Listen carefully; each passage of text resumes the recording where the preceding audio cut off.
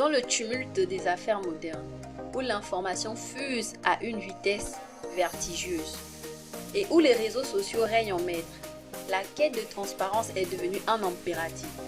Jean-Denis Bredin, dans son article Secret, démocratie, décrit cette transparence comme une lumière éblouissante, repoussant les ténèbres du mensonge et du mystère. Aujourd'hui, le moindre secret est suspect, car tout est scruté, révélé au grand jour. Dans cet environnement où la réputation d'une entreprise est plus cruciale que jamais pour son succès, une question se pose. Comment ces entités peuvent-elles stratégiquement préserver leur image dans un monde impitoyablement scrutateur? La perception de la réputation des entreprises a considérablement évolué au fil du temps. Autrefois, elle était souvent associée principalement à l'image de marque, c'est-à-dire à la manière dont les entreprises étaient perçues par le grand public. Aujourd'hui, cette vision est beaucoup plus complexe. La réputation ne se limite plus à une simple image de marque, mais elle est devenue la pierre angulaire sur laquelle repose la confiance et la crédibilité même de l'entreprise. Elle est désormais étroitement liée à la qualité perçue des produits ou des services qu'elle propose. Comme l'indique Boastel dans son article sur la réputation paru en 2022, les vendeurs l'utilisent comme un argument de vente, tandis que les acheteurs la considèrent comme une garantie de qualité. Ainsi, la réputation est devenue un élément essentiel dans la compétition commerciale, capable de faire la différence entre le succès et l'échec d'une entreprise dans un marché de plus en plus concurrentiel.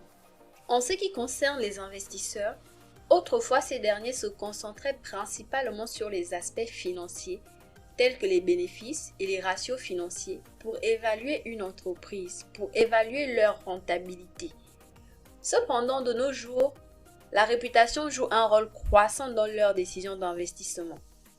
Une réputation solide peut être perçue comme un indicateur de stabilité et de gestion efficace, ce qui peut influencer favorablement les décisions d'investissement. A l'inverse, une mauvaise réputation peut signaler des risques potentiels et dissuader les investisseurs. Ainsi, la réputation est devenue un facteur clé dans l'évaluation globale de la valeur d'une entreprise, influençant directement sa capacité à attirer des investissements et à croître sur le long terme.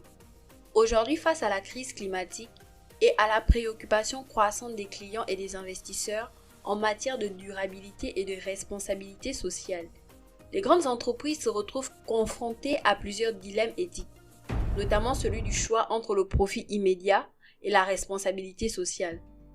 Dans un tel contexte, une question fondamentale se pose. Quelle stratégie les grandes entreprises déploient-elles pour préserver leur réputation? Afin de répondre à cette question, nous avons opté pour une méthodologie qualitative basée sur une étude de cas, couvrant l'analyse de 3 grandes entreprises issues de secteurs différents, et ce afin d'éviter toute généralisation. Pour collecter les informations nécessaires, nous organiserons des entretiens semi-structurés avec des questions ouvertes menées auprès des différents responsables au sein de chaque entreprise. En croisant ensuite les résultats obtenus, nous pourrons mieux comprendre les stratégies mises en place par ces entreprises pour maintenir leur réputation dans un contexte où la durabilité et la responsabilité sociale sont de plus en plus prépondérantes. Dans le rapport de recherche joint à cette vidéo, vous trouverez des hypothèses émises par la brillante étudiante Dorline Abagaya suite à la réalisation de son stage au sein de l'une de ses plus grandes entreprises à renommée mondiale. Ce rapport présente également les multinationales sur lesquelles portera l'étude, ainsi que les questions qui seront posées.